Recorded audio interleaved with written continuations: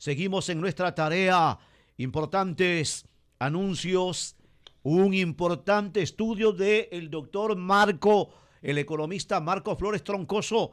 Hoy vamos a permitirnos también, por favor, preguntarle y ampliar todo esto que hace de manera profesional constantemente el economista Marco Flores Troncoso en el miramiento de la realidad económica y Oiga, social don del Robert, país. estudios serios, Serios, estudios hechos científicamente, académicos, con respaldo de todas las informaciones, no solamente del Banco Central, del INEC, sino de los estudios que hacen un grupo de personas que está pues a cargo del economista Marco Flores. Pero hay una gran contradicción en todo esto. Ahora dicen que la economía creció el 4.3% en este segundo semestre, mientras el Ecuador tiene 70% de familias que no tienen ingresos suficientes para cubrir al menos la canasta básica familiar. ¿Qué nos puede usted decir, doctor Marco Flores, sobre esto? Buenos días, Luis. Buenos días a todo su equipo. Un saludo muy cordial para todos ustedes y para toda su audiencia. Mire, el INEC establece la canasta familiar básica, ¿no? Es un conjunto de bienes y de servicios esenciales para la vida de la gente. Y se llama canasta básica porque la gente requiere de los bienes que se juntan en esa canasta para poder vivir y poder vivir estrechamente. El INEG además establece y dice, la familia ecuatoriana tipo está formada por 4 miembros. Y de esos 4 miembros, dice, 1.6 miembros, o sea, casi dos, son perceptores de ingresos, o sea, reciben ingresos. El problema se produce porque los ingresos que asigna el INEG son los del salario básico unificado, más la 13ª y la 14ª remuneración. Entonces dice 1.6 son los miembros, multipliquemos por lo que significa el salario básico unificado, la 13ª y la 14ª remuneración. Entonces concluye de que los ecuatorianos pueden cubrir la canasta básica. Esa es una información equivocada. Y es una información, pero además es la información que usa el Ecuador desde hace mucho tiempo. ¿Por qué es equivocada? Porque por lo menos el 40% de la población, por lo menos el 40% de la población, tiene ingresos muy inferiores al salario básico unificado, más la 13ª y la 14ª remuneración. La pobreza multidimensional en el Ecuador le afecta a más de 7 millones de personas. Pero además, usted tiene un 65% de la población ecuatoriana que está desempleada y subempleada. Apenas un 35% recibe el salario básico unificado más los beneficios que dice el INEC. De manera que ese cálculo de la canasta básica unificada está mal hecho para medir el grado de progreso de la gente en el Ecuador. Esto es algo en lo que yo siempre había pensado y algún momento decidí hacer un trabajo para proponer otro método de cálculo. Y me ha costado esfuerzo el poder concluir este trabajo, un esfuerzo técnico, pero ya está concluido. Y creo que los cálculos están bien hechos. Entonces, ¿qué es lo que hago yo? Yo hago una relación de los ingresos de la población ecuatoriana por quintiles, es decir, dividiendo a la población en 5 partes. Hago una relación de los ingresos con la situación laboral de los ecuatorianos. Cuando digo la situación laboral, ¿qué estoy diciendo? Los que tienen un trabajo adecuado, es decir, los formales que reciben todos los beneficios de ley, pero también los que están subempleados, ¿no es cierto? Y los informales, que son la mayoría. De manera que hago el cálculo en función de los ingresos calculados para estos sectores. La conclusión, bueno, el resto son aspectos técnicos o medios complicados, pero la conclusión es lo importante. Yo he comparado cuánto era la canasta básica en el mes de diciembre del año 2016 y cuál es la canasta básica en el mes de agosto del año 2025. Y lo que sucede después de estos 10 años es que a pesar de que se incrementó el ingreso nominal, o sea, en dólares de cada año, se incrementó el ingreso nominal y además se incrementó el PIB nominal per cápita. es decir, el tamaño de la economía dividido para la población es el PIB nominal per cápita. A pesar de que ambos incrementaron en estos 10 años, la gente compra menos luego de 10 años. La capacidad adquisitiva de la gente ha disminuido, no ha mejorado. Lo que le estoy diciendo con esto, Luis y queridos amigos, es que luego de 10 años, de acuerdo a este trabajo, que puede pasar todos los filtros que usted quiera, el trabajo está bien hecho, de acuerdo a este trabajo, los ecuatorianos, luego de 10 años, tienen una capacidad de compra menor que la que tenían en diciembre del año 2016. ¿Cuáles son las consecuencias de esto? Bueno, una profundización de la pobreza en los quintiles más pobres de la población. Y los quintiles más pobres es el primer 20% y el segundo 20% de la población. Ahí se concentra la pobreza. Esta debe ser un instrumento y una herramienta importante para las políticas públicas, para que una buena política económica insista en inversión pública, pero sobre todo en los quintiles más pobres que está señalando el estudio. Hoy por hoy, prácticamente el 70% de la población ecuatoriana no tiene los ingresos suficientes para poder cubrir en su totalidad la canasta básica familiar. Esa es la conclusión del estudio. Quien lo quiera leer lo puede encontrar en mi cuenta de X, ahí está subido el estudio y lo puede analizar. Pero eso es lo fundamental, el grado de pobreza que hay en el Ecuador. Ahora bien, usted me dice, por otro lado, se anuncia que hay un crecimiento trimestral del segundo trimestre de este año comparado con el segundo trimestre del año pasado. Claro, lo que hay es un rebote económico luego de una recesión. El año pasado estamos comparando con un año en que hubo recesión, no es un año normal. Entonces, el año actual es sin duda menor porque no estamos en recesión. Entonces, ahí lo que en economía se llama el rebote económico, vale decir, la reacción de la economía, del consumo, de la demanda, de la inversión privada y de las exportaciones, la reacción de la economía ante la recesión del año pasado. Así es que fundamentalmente lo que tenemos es un rebote económico. La buena noticia es que las exportaciones se han incrementado y se han incrementado con buenos coeficientes de incremento. Se incrementa por mayores ventas, pero sobre todo se incrementan por incremento de precios en los mercados internacionales. Por ejemplo, el incremento del precio del cacao. El cacao casi es el doble de lo que se tenía hasta hace un año y medio, 2 años, el precio del cacao. Además, porque hay algunos mercados que se han ampliado para las exportaciones ecuatorianas. ¿Por qué? Por ejemplo, en el camarón. Los problemas que hay en Vietnam y en otros países surtidores de camarón y productos del mar han hecho que la demanda hacia el Ecuador sea mayor. Eso es bueno para el Ecuador. Pero por último, hay un tercer aspecto que ustedes tienen que analizar. El crecimiento económico, ¿dónde se queda? Se queda en la cúspide de la pirámide poblacional. Esto es, se queda en, si usted divide la población en 5 partes, lo que equivale a dividir en 5 quintiles, el primer, el quintil número 5, que es el más rico, es el que recibe la mayor parte de los ingresos y del incremento del Producto Interno Bruto. Los otros quintiles reciben mucho menos. Por ejemplo, para señalarle unas pocas cifras nada más. La gente que está en el primer 20% de la población, ¿cuánto cubre la canasta familiar básica? Solo el 15%, Luis. Concretamente el 15,8%.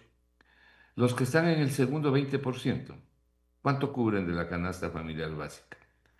Solamente cubren un 29%. Los del tercer quintil, el tercer 20%, ¿cuánto cubren de la canasta básica? Solo el 50%. No, no les alcanza para cubrir toda la canasta básica. El cuarto quintil cubre el 74%. Es decir, los primeros 4 quintiles, vale decir, el 80% de esta gente, el 80% de la población ecuatoriana, no tiene capacidad para cubrir plenamente la canasta familiar básica. No le alcanza el dinero para cubrir la canasta familiar básica, que en el año, en agosto de 2025 fue $819,77. Pero el último quintil, el más rico, vale decir, el último 20%, ese quintil cubre con mucha holgura la canasta familiar básica.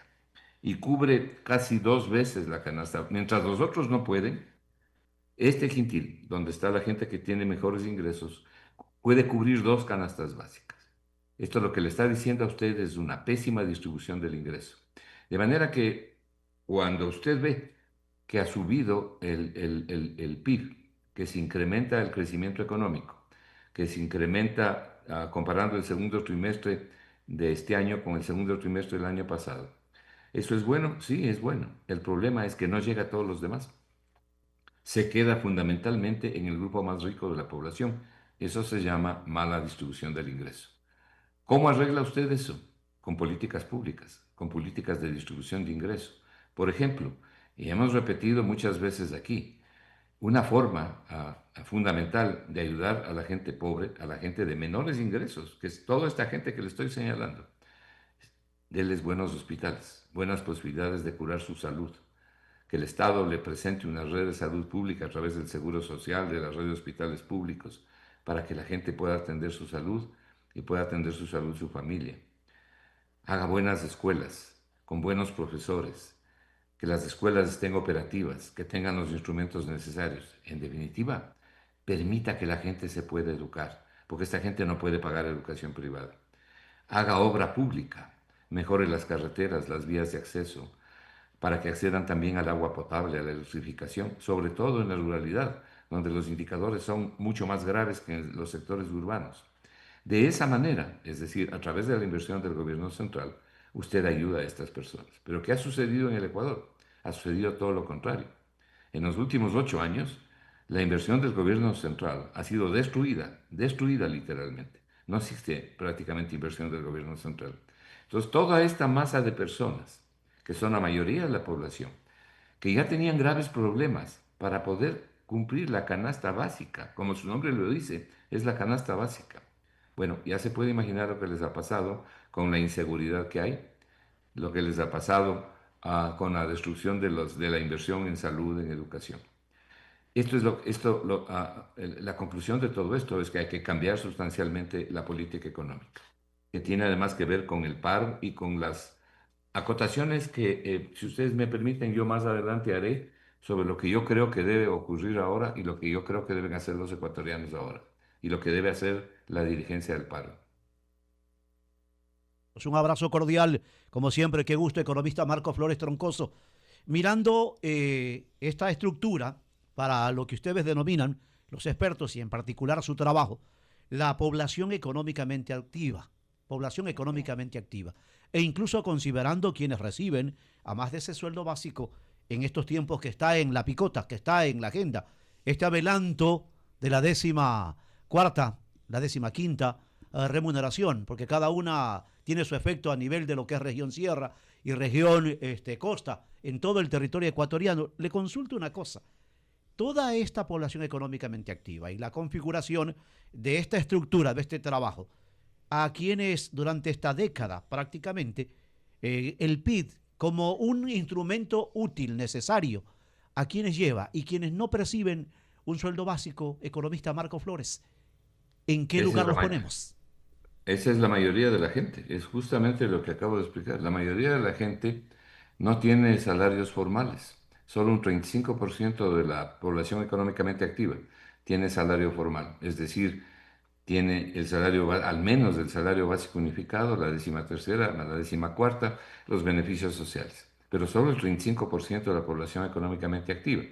¿Y qué es la población económicamente activa? Es la fuerza laboral, que en el Ecuador se define como las personas de a partir de 15 años para arriba que están en capacidad de trabajar, que quieren trabajar y que buscan trabajo. Esa es la población económicamente activa.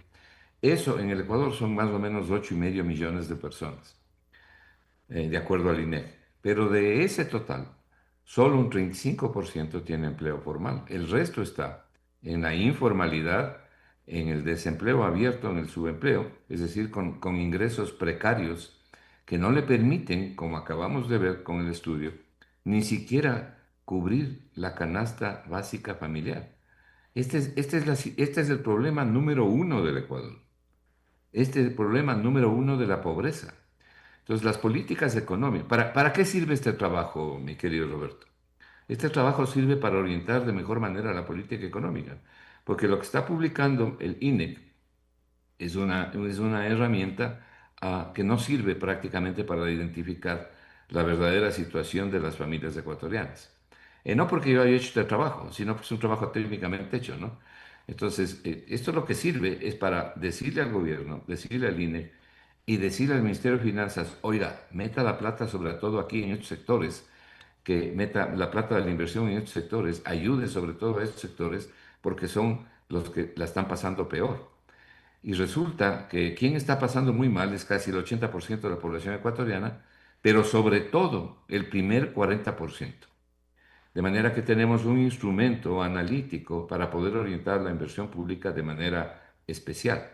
Solamente pensemos en lo siguiente. Imagínense lo que sucedería si el millón de personas, bueno, no son tantas, son 800.000 personas que reciben el bono de la pobreza, que aquí se lo llama bono de desarrollo humano, si no recibirían ellos el bono de desarrollo humano. Estos indicadores serían mucho peores. Ahora, el gobierno también ha producido un impacto sobre el crecimiento del que estaba hablando Luis al principio, no solo por el rebote económico, sino porque el gobierno ha estado entregando bonos, ha estado entregando dinero, y eso tiene un efecto sobre la economía. El problema es que son entregas temporales, es decir, no son permanentes. Y lo que se requiere aquí es una política sostenida, porque si las entregas y las ayudas son temporales, se acaba el dinero, se acaba la temporalidad y se vuelve a lo que teníamos antes.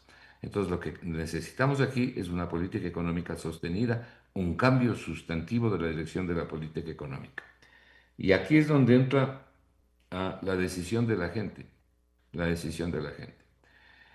Recordarán ustedes que en más de una oportunidad yo he dejado una pregunta sobre la mesa. ¿Qué clase de país quieren tener los ecuatorianos? ¿Cuál es el país que quieren? Miren lo que ha pasado ahora con el paro, básicamente en la provincia de Imbabura. Yo quiero con el mayor respeto, la mayor consideración a los luchadores sociales de la provincia de Imbabura, exhortarles a que levanten el paro, para que no haya una masacre de gente humilde que no tiene ninguna capacidad de defensa frente a las fuerzas militares. Y luego también exhortarles a que, primero, admirando el esfuerzo que han realizado y con el mayor respeto, acabo de decir, pero también exhortarles a que piensen en cuál es el país que quieren tener. En el Ecuador se ha venido votando los últimos 8 y más años por la derecha económica. Y la derecha económica tiene unos planteamientos, esta derecha neoliberal que ha gobernado el Ecuador, que los últimos 3 gobiernos, ¿no? El gobierno de Moreno, de Lasso y el actual. Esta derecha neoliberal tiene planteamientos concretos, son conocidos en el mundo. De manera que cuando ellos hablan de reducir el Estado obeso, ellos creen en eso. Cuando ellos dicen que hay que eliminar a determinados subsidios, ellos creen en eso. Ese es el neoliberalismo. Cuando ellos hablan de sacar trabajadores, reducir, como digo, el Estado obeso, que es lo que suelen decir, ellos creen en eso. Cuando ellos dicen que hay que bajar el gasto público, en realidad lo que están haciendo es liquidando la inversión pública. ¿Por qué? Porque el neoliberalismo cree en eso. Entonces, los ecuatorianos tienen que pensar en qué clase de país quieren tener para que voten en consecuencia del país que quieren tener. En las elecciones pasadas, en todas las últimas elecciones pasadas, por ejemplo, la Sierra Central, donde están concentrados los campesinos, votaron masivamente por los gobiernos de derecha neoliberal. Y lo que tenemos ahora es una política que responde. Ellos no han cambiado. Lo que tenemos ahora es una política que responde a lo que ellos han pensado siempre, que es la derecha neoliberal. Entonces, la reflexión es qué clase de país queremos tener. ¿Queremos un país que ajuste una política económica desde la posibilidad del neoliberalismo o queremos un país que ajuste la política económica desde el bien común, sobre todo para ayudar a la gente pobre y para buscar lo fundamental, un progreso compartido? Ahí hay una gran diferencia. Y les decía que con respeto yo exhorto a los dirigentes de la CONADIE a que levanten el paro, porque si no lo que se puede producir es una masacre humana. No hay ninguna posibilidad de que ellos puedan tener una victoria sobre lo que están pidiendo.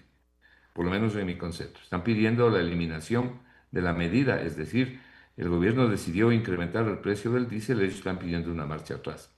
Y yo creo incluso que no deberían pedir nada porque el gobierno se va a negar. Lo que deberían hacer es reflexionar y tomar las decisiones que crean que deben tomar. Si es que hay una asamblea constituyente, cuando lleguen las elecciones, y pensar bien cómo orientan su voto para tener el país que desean tener. Por otro lado, la ocasión también es propicia para señalar lo siguiente. Esta izquierda antigua, vieja o envejecida que tiene el Ecuador no le sirve para nada. Yo siempre les he dicho, por lo menos que en mi concepto, gobernar desde los extremos es un desastre. Gobernar desde la extrema derecha o gobernar desde la extrema izquierda, en mi concepto, es un desastre. Pero la inmensa mayoría de los ecuatorianos no estamos en los extremos. Estamos en la mitad, atrapados en la mitad. Estamos a favor de lo que funciona para mejorar la calidad de vida de la gente. Eso es lo que queremos. Responsabilidad fiscal, sí, pero con un progreso compartido y con la posibilidad de mejorar la calidad de vida de la gente. Sobre todo de quiénes. Obviamente de los más pobres, porque es el objetivo de la economía. Mire usted la incapacidad, o miren ustedes la incapacidad de la izquierda, de esta izquierda antigua, hasta para autoconvocarse. Entonces, ¿qué van a hacer? ¿Van a dejar morir a los campesinos en Imbabura? A mí no me llama la atención de lo que he venido incluso oyendo, que hay gentes en la extrema izquierda que quieren que esto continúe, que el paro continúe, para tratar de lograr una victoria del no en la consulta de la constituyente. Por lo menos es lo que se me ha dicho. Me parece terrible porque no es apreciar la vida de las personas. Entonces, ¿qué quiere? ¿Sacrificar a los indígenas como se están sacrificando? ¿A los niños que están muriendo? ¿A los jóvenes que están entregando su vida y que no tienen ninguna posibilidad de que esto llegue a cambiar respecto del pliego de peticiones que formularon? Más bien, lo que hay que hacer es generar conciencia para tomar las resoluciones adecuadas y evitar una mortandad y que vuelva la paz y que vuelva la paz al país. Y eso es lo que corresponde. Ganar las elecciones por la vía electoral, ganar las elecciones democráticamente, pero reflexionando lo que se hace, pensando en cómo se vota, pensando en el país que se quiere y escogiendo bien a sus dirigentes, no solamente al presidente, al vicepresidente, a los asambleístas, a los alcaldes, a todos quienes son sujetos de elección popular. La gente debe pensar mejor. Estamos haciendo un análisis de la situación económica. Este documento estructurado, este documento ponderado, una evaluación del bienestar de la población relacionada con las diversas situaciones económicas, en particular su canasta básica familiar en el Ecuador, sus índices, sus afectaciones, sus pros a favor, en contra. ¿Cuál es en realidad la situación económica de los ecuatorianos desde la mirada, desde el aporte del economista Marco Flores Troncoso, doctor Luis Almeida Morán? Preguntarle al doctor Marco Flores si la medición es solamente para los que tienen un salario mínimo vital, el resto de la población que no tiene ningún registro, el resto de población que no tiene negocio, que no tiene que ver, cómo desesperadamente en los barrios, por ejemplo, cómo poder nivelar su comida o conseguir algo de comida en los campos. El tema es desolador. Esta violencia, de todas maneras, esa consecuencia de esa reclamación, como dijo el monseñor Luis Gerardo Cabrera, no es solamente el diésel, es la crisis, es el manejo de cómo, hacia dónde va la cosa pública, hacia quiénes tenemos que desarrollar para que todo el Ecuador crezca. Ese cúmulo el viejo de país necesidades ha subido 864 puntos. Hasta que esto es una medida para los que pagan o no pagan deuda, pero más allá de aquello, yo creo que es importante que el doctor Marco Flores nos haga precisiones exactas, como lo ha venido haciendo, para ver cómo salimos de este problema, porque esto en realidad es una locura. Luis, usted ha dado en el clavo. Es decir, lo que usted acaba de señalar es lo central de este trabajo. Porque lo que ha venido haciendo el INEC es calculando la canasta familiar básica, la cobertura de la canasta familiar básica, asumiendo que todos los ciudadanos reciben el salario básico unificado más la remuneración número 3 y la remuneración número 14. Y solamente es un pequeño porcentaje de la población el que recibe ese salario básico unificado más los beneficios sociales.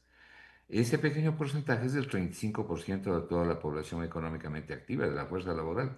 Justamente lo que yo hago es considerar a todos los demás, a quienes no considera el INEC, para relacionar sus ingresos, ¿no? Sus ingresos, el ingreso de los que están subempleados, el ingreso de los informales, el ingreso de los formales, relacionar con la canasta básica familiar. El INEC no tiene una distribución de los ingresos con relación a la situación laboral de los trabajadores ecuatorianos. No tiene, pero el Banco Mundial sí tiene. Entonces yo lo que he hecho es tomar la distribución del ingreso del Banco Mundial por sectores, es decir, desempleados, subempleados, informales y trabajadores formales. Esa clasificación que sí tiene, ese cálculo de distribución de ingresos que sí tiene el Banco Mundial, y a través de un modelo económico matemático, relacionarlo con el costo de la canasta básica familiar. Y los resultados son los que ustedes tienen en el documento. Que dicho sea, es justamente lo que usted acaba de señalar, es justamente lo que yo he hecho. Encontrar un instrumento, una herramienta que nos indique cuál es la verdad de la situación de cobertura de la canasta básica en el Ecuador. Este documento también hace una precisión. Miren, y esto para los estudiantes de economía y en general dentro de la academia. Utilizar el PIB per cápita. El PIB per cápita es el tamaño de la economía, la suma de bienes y servicios a los diferentes precios dividido para la población. El PIB per cápita en el Ecuador, en dólares nominales, nominales quiere decir en dólares del año que se trate, es más o menos $7,000 anuales. Digan ustedes un poco más de $500 mensuales. Pero esa es una bandera falsa, como se dice. ¿Por qué? Porque es un promedio.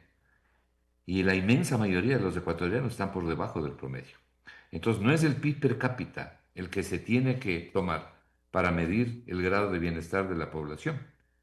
El PIB per cápita para lo que sirve es para mirar el tamaño de la economía, pero para mirar cuál es la situación de las familias ecuatorianas es este indicador, la canasta básica familiar relacionada con los ingresos que tienen los diferentes sectores en el Ecuador, los que tienen trabajo formal, los que tienen trabajo informal, los que están subempleados, que tienen diferentes ingresos muy por debajo del PIB promedio, del ingreso promedio. Y eso es justamente lo que hemos hecho. Y de paso, Roberto, este trabajo es un trabajo que lo entrego al público, de manera que todos mis trabajos son de difusión autorizada, no necesitan ninguna autorización. Con mucho gusto, más bien les agradezco. Y yo aprecio mucho lo que ustedes acaban de decir, porque es evidente que a ustedes como periodistas profesionales les mueve el mismo interés que me mueve a mí. Nosotros no respondemos a ninguna agrupación política, ni trabajamos para nadie, es una contribución sincera y abierta para un mejor futuro para el Ecuador. Porque lo que yo trato es de ofrecer técnicas, instrumentos de análisis e indicadores válidos para centrar mejor la política económica, para poner el dial en buena sintonía, no en una sintonía distorsionada. Y para eso necesitamos técnicas, instrumentos de análisis. Este me parece a mí que es un instrumento de análisis fundamental porque relaciona la realidad de los ecuatorianos con sus ingresos y con la posibilidad de cubrir o no la canasta familiar básica. Y desde esa perspectiva, me parece que será útil para que un gobierno que en función del bien común quiera ayudar a los ecuatorianos, pueda dirigir de mejor manera sus esfuerzos, sabiendo hacia dónde tiene que enfocar. Y aquí ya sabemos dónde se tienen que enfocar los esfuerzos, sobre todo en los dos primeros quintiles. Esto es, en los dos primeros 20%, vale decir, sobre todo en el 40% más pobre de la población, que son los que más requieren y los que más necesitan. Hacia allá deben ir los esfuerzos, dándoles, como les decía hace un momento, la posibilidad de que puedan curar su salud, de ellos y su familia, de que puedan educar a sus hijos, de que haya obra pública que les permita conectarse con la modernidad. Imagínense lo que no es tener agua potable, no tener alcantarillado, en los sectores rurales ni siquiera tener luz. Además, hay que invertir entonces en obra pública y además, obviamente, invertir en seguridad, porque la destrucción de la seguridad ciudadana tiene un grave impacto sobre las familias, sobre la vida de las familias ecuatorianas. pero además tiene un grave impacto sobre la economía. Entonces, lo que nos está diciendo esto es, aquí es donde tiene que venir la inversión del Estado, del gobierno. Y ese es el objetivo fundamental, el haber podido identificar de manera mucho más precisa y mucho más fiel dónde tenemos nosotros que mejorar los esfuerzos de la política económica. Y ese es el objetivo, un objetivo sincero, llevado de la mejor intención, simplemente de colaborar, como lo hacen ustedes, con la gente más humilde. Las 8 de la mañana con 41 minutos en Radio Morena, economista Marco Flores Troncoso. Definitivamente, realizando un análisis del estudio que usted ha elaborado, yo llego a algunas conclusiones. Primero, A veces una historia.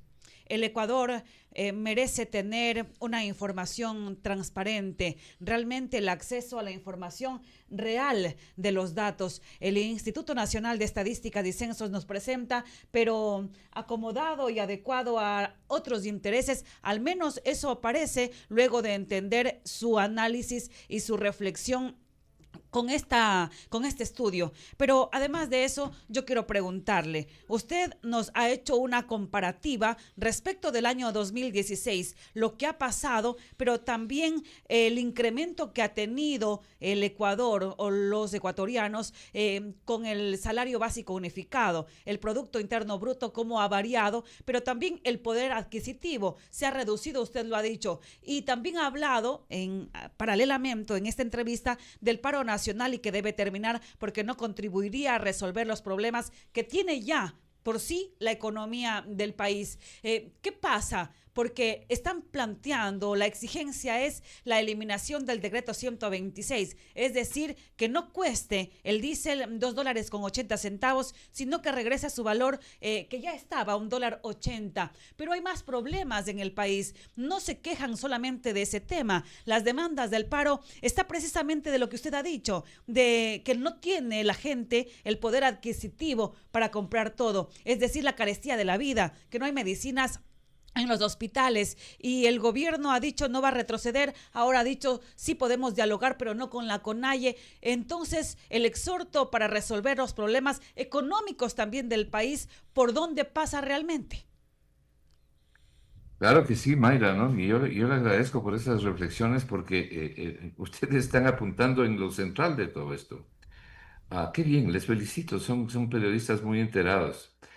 Mire, el error del INE es que tiene una estadística muy vieja en términos de la cobertura de la canasta familiar básica. Ellos funcionan con la distribución de ingresos del año 2012, de los ingresos, de los ingresos laborales del año 2012, pero no han relacionado, o más bien dicho, miden con la misma vara a los que tienen trabajo formal, a los subempleados y a los informales. Y como usted comprenderá, los que tienen trabajo formal, es decir, los que tienen la suerte de tener el salario básico unificado más los beneficios sociales, están en mucho mejor situación que aquellos que tienen ingresos precarios con trabajos informales, con subempleo. Entonces, no les puede usted medir con la misma vara de los primeros, porque está cometiendo un error. El INE hace eso. Mide a todos con la misma vara. ¿Y cuál es esa vara? Esa vara es salario básico unificado más 13ª y 14ª remuneración, multiplicado por 1.6 perceptores, o sea, por casi 2 personas en cada unidad familiar de 4 personas. Ese es un grave error. Y lo que tienen que hacer es modernizar los cálculos, actualizar los cálculos. ¿Y por qué le digo que es un grave error? Por una razón muy simple. La mayoría de la población no tiene esos ingresos. Entonces los cálculos tienen que ser en función de los ingresos de cada estrato laboral. Y eso es lo que yo he hecho. Ahora, respecto de la situación del paro, lo que yo decía es, con el mayor respeto a los luchadores sociales de todo el país, pero sobre todo la provincia de Imbabura, yo les exhortaba a suspender el paro y a no pedir nada, porque yo no creo que el gobierno vaya a ceder en nada, pero simplemente a pensar en la clase de país que quieren tener. Porque si no se cede, si no se levanta el paro, corremos el riesgo de estar frente a una posible masacre, a un derramamiento de sangre terrible en la provincia de Imbabura. Yo he escuchado las declaraciones que han hecho las principales autoridades que dicen el paro se acaba porque se acaba. Bueno, tras de eso, ¿qué hay? ¿Cuáles son las órdenes entonces que se ha dado a las Fuerzas Armadas y a la policía? Tomar medidas drásticas, como son las que se están implementando, sacrificar al pueblo, sacrificar a gente humilde. Yo creo que los ecuatorianos no queremos eso, ningún ecuatoriano debe querer eso. El movimiento indígena ha desarrollado una lucha todos estos 20 y pico de días, ¿no? Y creo que ha enviado un mensaje al país. Tienen una gran cantidad de gente que les apoya, pero también tienen una cantidad importante de gente que no les apoya. Pero sobre todo, está muy clara la posición del gobierno. El gobierno no va a ceder y va a endurecer su línea de conducta. A mí lo que me preocupa es que esto vaya a llevar a un derramamiento de sangre, y se ahonde mucho más esta herida que ya existe.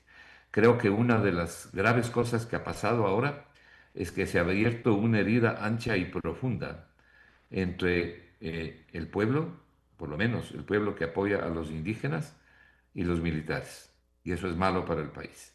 Difícilmente el país va a olvidar lo que ha ocurrido, sobre todo en la provincia de Imbabura.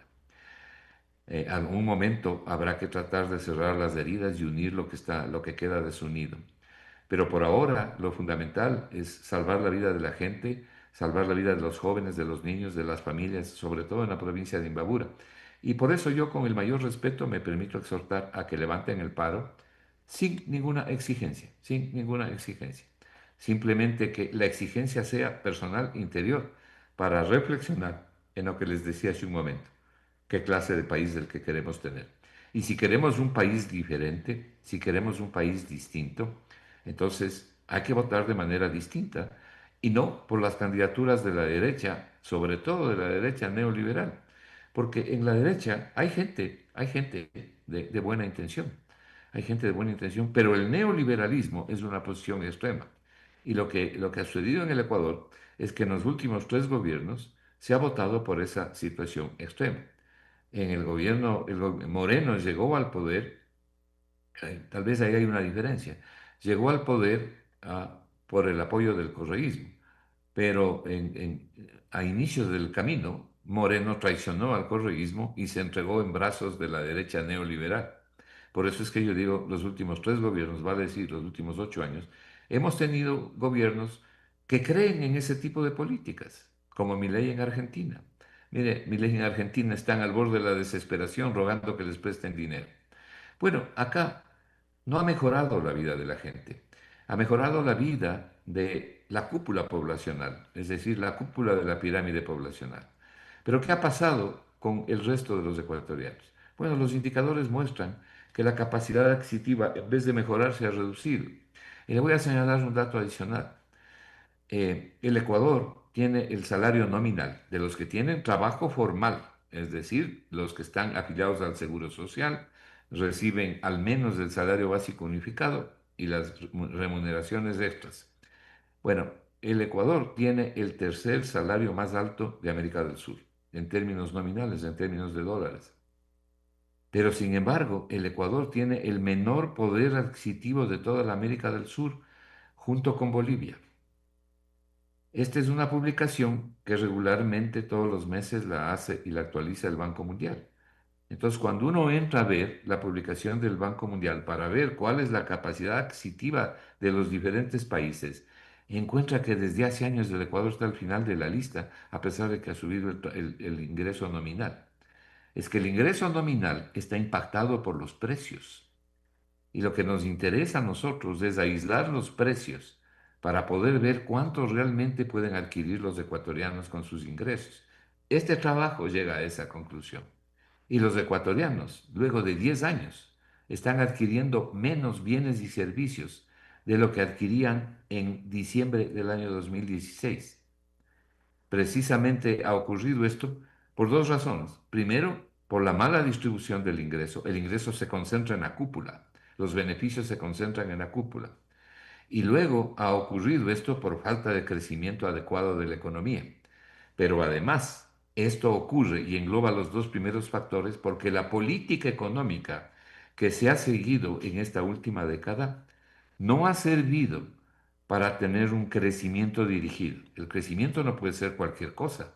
El crecimiento económico no es simplemente un coeficiente, una estadística porcentual. El crecimiento económico tiene que estar sobre todo dirigido por un gobierno a través de las políticas económicas para favorecer el bien común. Y favorecer el bien común, desde que los griegos antiguos definieron el bien común. Favorecer el bien común significa ayudar a los más débiles y a los vulnerables, que en el Ecuador son la mayoría. Esa es buena política económica. Así que la palabra la tiene la gente. ¿Qué clase de país es el que quieren tener? Realmente, nuestra patria, nuestro ejército ha divorciado de su pueblo.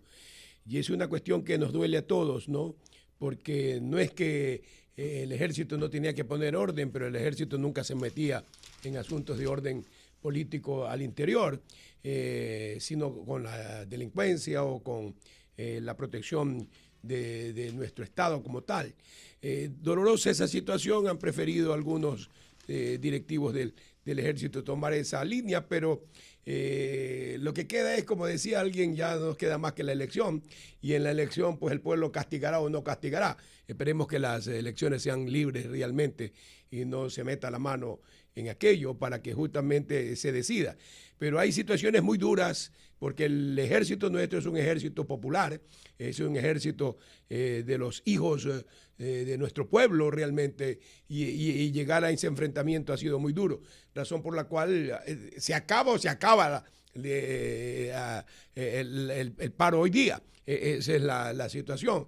Pero qué coincidencia, una explosión terrible en la ciudad de Guayaquil que algunos podrían decir tiene relación con esto, otros dirían son los enemigos o los enemigos de la sociedad los que están haciendo esto, pero algunos se quieren aprovechar de estas circunstancias, ¿no? Cuando lo sustancial es cómo podemos comer, cómo podemos vivir en mejores condiciones. Así es, Luis. Yo coincido plenamente con lo que usted señala y con lo que han dicho sus compañeros. En todo esto también hay falsos positivos, ¿no? Banderas falsas que estamos viendo todos los días. Yo jamás he visto, no recuerdo haber visto que los militares entren a las casas de las gentes y los saquen a patadas, golpeándoles en la forma en que ha ocurrido en la provincia de Imbabura en los últimos días. Nunca he visto una cosa así. Ayer un niño, parece que el niño murió, el niño que se asfixió con los gases lacrimógenos. Hay una niña que ya falleció. Hay un joven que falleció hace ya algunos días. Hay gente que ha sido gravemente maltratada y también hay militares heridos, ¿no? No tanto como los civiles, pero también hay militares heridos. Es decir, un enfrentamiento entre ecuatorianos. Esto no nos conduce a nada, no nos lleva a nada, sobre todo por las condiciones tan desiguales en que se da esta lucha. De manera que los dirigentes y los llamados líderes tienen que obrar con la sensatez y la inteligencia necesaria para no sacrificar vidas humanas. Nadie está pidiendo que rindan sus planteamientos, que se rindan simplemente y se crucen de brazos. Han desarrollado una lucha importante.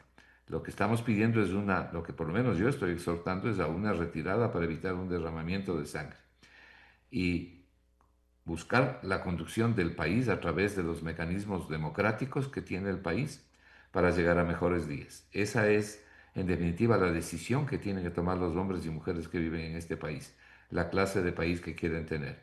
Pero además, esta es una buena oportunidad para pedirle a la gente que deje esta situación de resignación, de recibir las medidas como bien. Hay que exigir lo que usted acaba de decir, ¿no? Con la sabiduría que dan los años, como decían los griegos, lo mejor del paso de los años es la sensatez que dejan en las personas, por lo menos en la mayoría. A algunos parece que no les llega nunca esa sensatez. Pero el Ecuador tiene que exigir elecciones libres, tiene que exigir al Consejo Nacional Electoral, a quienes están encargados de organizar y de contar los votos, transparencia, dignidad en las elecciones, para que la conclusión de la elección sea lo que realmente la gente quiere y que la gente sepa que tiene gobiernos constituidos con base a planteamientos democráticos. De manera que el país tiene que exigir eso. Tiene que votar pensando para saber qué clase de asamblea quiere tener. Lo que tenemos el día de hoy puede ser cualquier cosa menos una asamblea deliberante, con las excepciones personales que hay. y muchas personas valiosas que hay en la Asamblea. Pero como conjunto la Asamblea es un verdadero desastre. Y lo mismo hay que hacer en las reflexiones sobre las alcaldías, los consejos provinciales, ¿no? Hay mucho que hacer en el Ecuador. Hay una reforma económica importante que hacer. Hay que cambiar la dirección de la política económica. Pero también los ecuatorianos tienen que entenderse mejor de su país. No pueden desentenderse y cruzarse de brazos para que alguien más pelee sus luchas y sus batallas. Ya en el Ecuador no está Bolívar ni está Sucre, que comandaban las batallas de la independencia. Las batallas democráticas tienen que darle la misma gente, a dar la misma gente. Dentro del orden, dentro de la democracia, pero exigiendo también el cumplimiento de los derechos que tiene cada persona. Pero las personas tienen obligaciones, pero también tienen derechos. De manera que esa resignación que hemos visto en los últimos 8 o 10 años, de recibir las cosas como vienen, tienen que terminar. Y también los llamados líderes tienen que hacerse un mea culpa, ¿no? Yo siempre digo que la vieja izquierda en el Ecuador está perdida y necesita un cambio sustantivo. Ninguna capacidad de convocatoria tienen, o su capacidad de convocatoria es mínima. Miren las convocatorias que hacen los dirigentes sindicales, los dirigentes laborales, los dirigentes de la educación. Mínimas, de una concurrencia mínima, básicamente no tienen convocatoria. Aquí el único movimiento organizado es el movimiento indígena, pero ya vemos lo que está pasando, de manera que hay que parar la posibilidad de un derramamiento de sangre y de sacrificar ecuatorianos frente a ecuatorianos. Debe serle economista Marco Flores Troncoso, y en la última parte, después de haber, al menos cuando le decimos las disculpas del caso y por supuesto la autorización del caso, es porque cada que compartimos un documento suyo, las reacciones eminentemente positivas. ¿Cómo no destacar estos 3 aspectos esenciales en el orden técnico para hablar de economía y democracia? ¿Cómo no destacar también, y cumplimos una vez más, desde que han empezado estos 24 días, nuestra preocupación ha sido la sangre que se puede derramar, los problemas en los que vamos a ver envueltas a las familias ecuatorianas? Todo esto que usted acaba de concluir, hermanos ecuatorianos, el economista Marco Flores Troncoso, ojalá tenga el eco, porque nos necesitamos todos, autoridades deponiendo una serie de situaciones, y los hermanos, las comunidades, los miembros de comunidades están sufriendo este embate, y no puede existir vencedores ni vencidos, más bien la armonía que brille. Sí, que brille la armonía. Vale la pena informarle, economista Marco Flores, el Ecuador tuvo una muy buena venta de cacao, en 11, 12 mil, 10 mil dólares la tonelada métrica. Ayer cerró a 5.600. Eso significa que ahí vamos a tener una variante en el asunto económico a partir de este mes, porque ya la han bajado o bajó, y eso sería menos dinero para el pueblo ecuatoriano. ¿Cómo no? Sí, estoy consciente de eso. El incremento importante de las exportaciones, que es algo positivo para el Ecuador, viene por 2 causas, ¿no? La primera, el 60% por incremento del precio. En el caso del cacao, particularmente, el precio prácticamente se ha duplicado. Y la otra, el otro 40% es por incremento de la demanda, es decir, el Ecuador está vendiendo más.